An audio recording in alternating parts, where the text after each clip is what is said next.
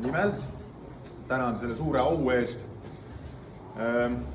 Ma olen korduvalt jõudnud järeldusele, et ausalt öeldes ega ma ei ole kindel, et neid üleüldse nagu siin 5 tükki alles oleks, kui meil ei oleks olnud sellist vanaemat ja vanaisat nagu Inga ja Asser.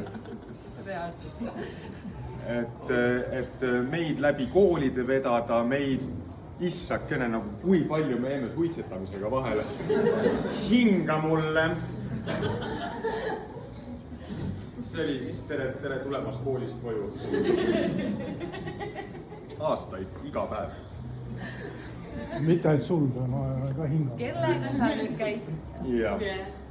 Aga kui mulle meeldib kõne lühidalt kokku võtta, ma võtan lühidalt kõne kokku ühe venekeelse väljendiga, see on ainukene venekeelne väljend, mis mul on meelde jäänud, mille vanaema mulle kunagi õpetas ja see väljend on savremenna ja babuška, mis tähendab kaasaegne vanaema.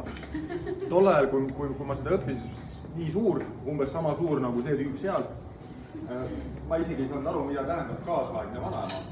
Aga vaatan nüüd nagu mitu aastakümmet edasi siin nii-öelda teisi vanaemasid nähes ja oma vanaema nähes.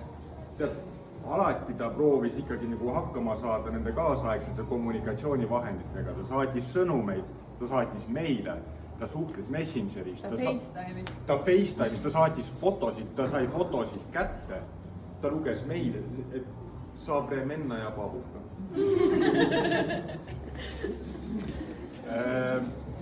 Mina olen 85 juubel oli Zoomis.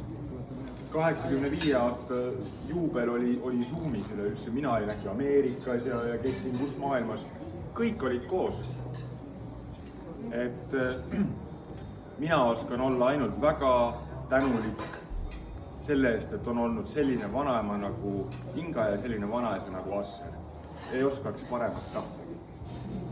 Õhka mulle. Hinga mulle.